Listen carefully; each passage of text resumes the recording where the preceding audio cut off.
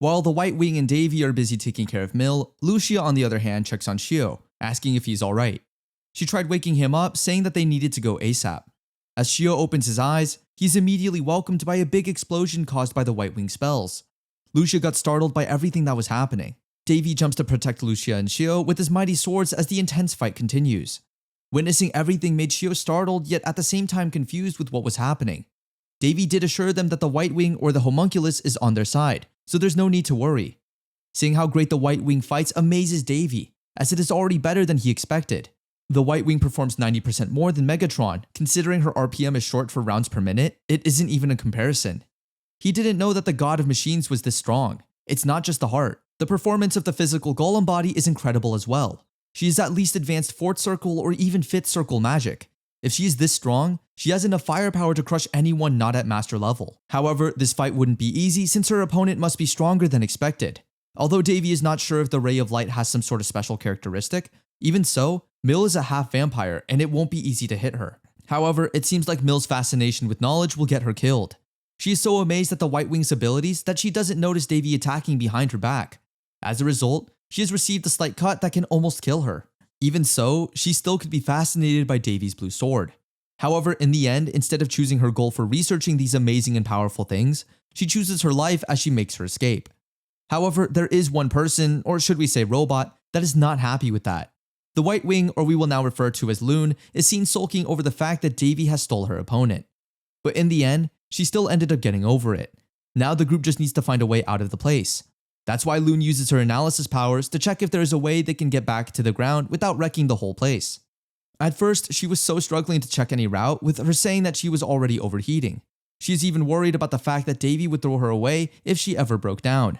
However, after hearing Davy's words, which state that he will never throw such a precious and talented thing away, Loon is able to find a possible route. Finally. With that said, she then makes a big hole right in the middle of it. With such a big hole, Davy even thought that she must have done it out of stubbornness. Because he eliminated the opponent on her behalf, she must have misunderstood something. She just went and made this big hole in the ceiling obsessively. Now that the hole is already provided for them as an escape route, all they need now is flight magic to lift them up.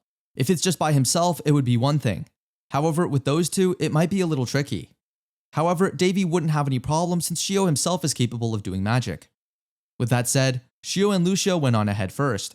However, when it is time for Davy and Loon to follow, Davy finds it hard to lift Loon, who turns out to weigh more than expected.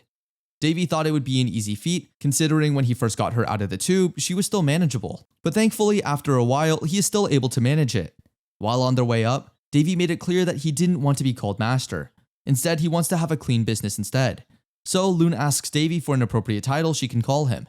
However, Davy still had a hard time thinking of any, so in the meantime, he would allow her to call him Master. Meanwhile, back on the first floor, everyone now is getting worried about their comrade's condition. The teachers tried to calm them down, but it seemed like with the hole Loon made, everyone now became anxious. As the teachers tried to tell everyone to stay away from the hole, the apprentices were able to notice that it was getting bigger and bigger. The teachers tried to assure them that she'll protect them no matter what happens. However, they were all dumbfounded when they witnessed Davy coming out of it with everyone. On the other hand, the investigation of the ruins was wrapped up quickly without any deaths.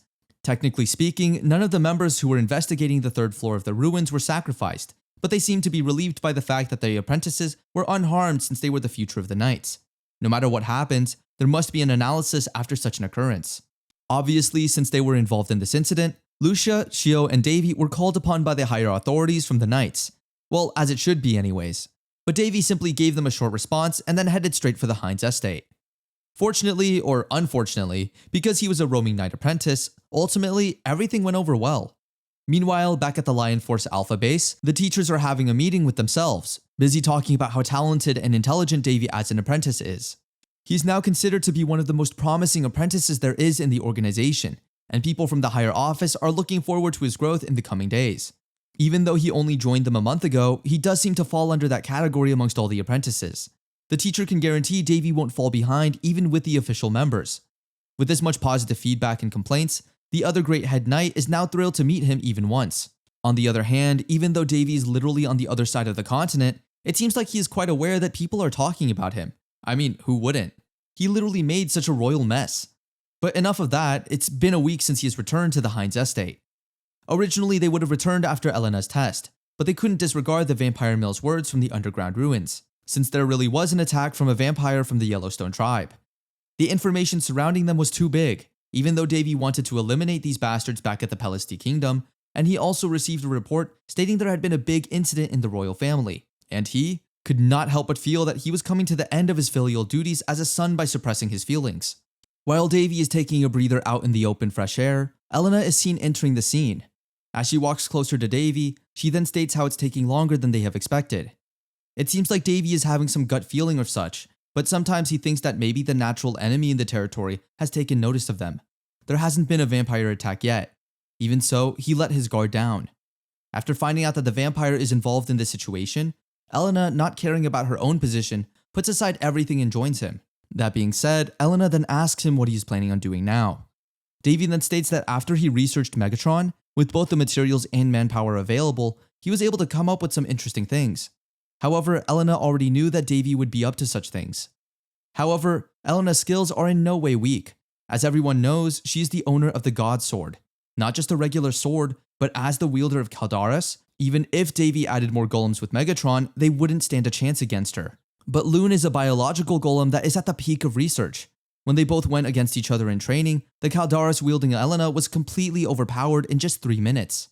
With that said, although Elena has already accepted her defeat, she can't seem to get over how Loon's outfit is not conservative at all. Davy then reasons out that it is the only outfit he could find that would suit Loon for her age, which we all know Elena would disagree with. As they are having a brief pre-argument, Winley then rushes to Davy to inform him that there are around 5,000 monsters coming right at them. As they check the parameters, it seems like the monsters have already been waiting for them all this time, waiting for a suitable time to attack. However, the problem is that the vampire that Davy is talking about is nowhere to be found. As they see it, it seems like the monsters are moving strategically, and the chain carnivores and the blood carnivores are moving together as a unit. That's why Berserk thinks that there must be a mastermind behind all this, and it would probably be that guy. Winley now looks so worried as he asks her brother if everything will really be okay since there aren't any knights roaming around. But it seems like whatever the case, it's an unexpected sight to see monsters rallying together like this. If word of this got out, there would be unnecessary panic. Even so, there are too many of them. Winley and Eulis are still offering to lend their help. However, it seems like Davy already got everything under control. With a wide smile on his face, looking all excited, Davy calls for Loon and will now about to test his new invention. But before that, let's have a little flashback. On the day of their arrival to Heinz territory, Davy was seen analyzing Loon. The result of this was the discovery of the existence of a species called Bekik. Although there is no way of knowing the reason why the people of ancient times turned the Bekik Loon into a golem, this Bekik species and special abilities are outside the realm of possibility of ability users. Also, they have Godsent, a conscious network to which they could all connect their consciousness. In Loon's case, it appeared that only weak traces of this innate ability remained, and she wasn't able to use it. However, there was the possibility that it could return. And so Davy tries to use this network in a different way. With that said, going back to the present, Loon will now perform the command. As she made the cube transform into a bigger version of Megatron, both Eulis and Winley were amazed by its movements. After Loon has judged the successors highly, she will now choose a wedge strategy.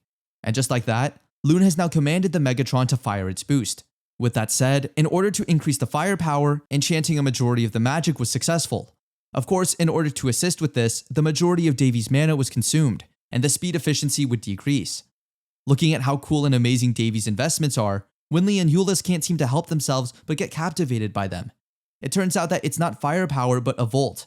More accurately, it is a variety of magic combined. The two seem to can't believe that such a thing is even possible to happen since they know that it is just a machine. Davy then explains that it is able to use weapons that humans can, so in this situation, it's just using their own magic for them. However, it seems like Eulis is having a hard time believing such a thing. Well, it seems like common sense is always something that can be broken anyways. Going back, Loon then informs Davy that many monsters have not been calculated, and that's why Davy tells her to go out and play to her heart's content. And just like that, Loon has now come flying out in the air. It seems like she has gathered all her mana and condensed it all into a sword. Seeing this in person makes Eulis and Winley amazed, but above all, Davy. Honestly, even Davy doesn't know what to think of her either. And so, this emergency situation in the territory that no one else knew about was somewhat anticlimactically solved. Meanwhile, inside Heinz's territory's central plaza, Yuri is able to notice a strange man lurking in the dark alleyways of the plaza. She then thought that maybe this man was responsible for the uproar that was currently happening outside the castle. The man is startled once Yuri has taken notice of him. Within just seconds, he then comes rushing towards her, showing his real identity as a vampire. Yuri then uses her magical powers to take him down in one go. It seems like Yuri has taken quite used to having so many intruders coming their way all because of Davy. After the said hoarding incident, Davy is then seen somewhat not enjoying his peaceful afternoon. After the vampires and the demonic beast attack, a week without any additional attacks passed. From the defender side, Davy hoped that they would have dropped even a small clue, but the vampire enemies are quite elusive, so they have just been waiting. Aside from that, it seems like Davy also wants to get his hands on some red magic stones. These red magic stones, also referred to as a red moon, are a special gemstone that is a brighter red than a ruby. All his concerns recently seem to be coming back to this. Elena then asks if Davy has found someone he wants to give jewelry to. Davy quickly then explains that he is going to make a mana stone with it. Since he has already perfected what he has been researching, he is now going to try and develop something that can be mass-produced. He's not able to make items that can quickly speed up the effectiveness of a mana stone's grade, Surtur's mana manufacturing process. Not only that, but he has his own pride as a craftsman, and he doesn't want to make gold with a normal mana stone. That's why he has concluded that he needs a mana stone. But the problem is that he has already used up all the mana stones in his possession. If he had the materials, the manufacturing process wouldn't be a problem at all. But the problem is that he doesn't have the red magic stone, which is what he needs the most. And there isn't enough of the supply since the nobility highly seeks after red moons, so the demand is incredibly high. That's why he asks Elena if she has any idea of obtaining one since she's a princess. But it seems like even with such power, Elena couldn't get her hands on such rare and precious gemstones like that easily. As a result, Davy and her start bickering once more. Euless then steps in, telling them not to fight. He also suggests that they can go to a party and just search for one there themselves. Now that he thinks about it, Euless has remembered that Lindy's palace will be holding a party soon, and they have invited Davy to attend. Winley then explains that most of the Empire's parties are usually attended by at least one or two of the royal family. Elena also heard somewhere that at the said party, they would be auctioning off rare stones to the guest. Hearing this made Davy stand up from his chair and immediately prepare for their leave, as he will definitely attend the said party together with Winley, who has always wanted to attend one. Meanwhile, the youngest princess of the Lindy Empire, Arya Al Lindis, is the only hybrid of the imperial family. For over 3 years, she hasn't been able to eat with anyone, in case they became her meal. Her life is so sad that she can only spend most of her time with a few selected maids, while the others have prohibited her from even seeing her bare face. To think that the precious member of the imperial family could be treated like this would be startling, but to the princess, it was something that she had long become familiar with. That's because to others, the princess was thought to have a terrible and brutal disease. The name of this disease that developed when the girl was 13 is devil's blood. Another name for it is the melting acceleration virus. Although many people in the world do not know of it, it's a terrible disease that has no cure. She wasn't capable of sudden movements, afflicted by a disease that could kill her at any time. However, the princess's symptoms were different from those of others suffering from the disease. That was because if she got rid of the moles that would appear on her skin, it was possible for her to live a normal life like others. Even so, the princess's position as a hybrid in the empire that still held a great disdain towards hybrids was the worst. Therefore, the princess always wore a mask and gloves, and she would never take off the dress that covered her entire body, as she spent 2 years in the church in order to receive treatment for the disease. Even the princess herself is already unsure if anyone can ever cure her. The doctors and her family assured her that she would indeed be cured in no time. This time, she will use the medicine that was made by Davy back in the Ordum territory. How happy must the princess have been after hearing the positive and optimistic words? Arya is a princess with very simple dreams. All she had wanted since she was young was to meet someone who would love her and whom she could show her beautiful appearance to. In particular, she was searching for the black magician who smelled of the forest, who had appeared before her on her way back from the church. And this was none other than Davy. But of course, she didn't know it, and it was basically impossible to find someone with only those descriptions to go by. Even if she tried to search far and wide, she wouldn't be able to find him since her body was so hideous that it would make anyone want to close their eyes in disgust. Even so, she wanted to know who he was. With that said, now that she's in front of Baron, who promises to cure her, she's hoping that finally, she can attend a party without her worrying too much about her appearance or even removing her mask. However, despite Baron's assurances, Arya wasn't able to escape from her own personal hell that was suffocating her. On the other hand, Davy has now accepted the invitation to go to the party.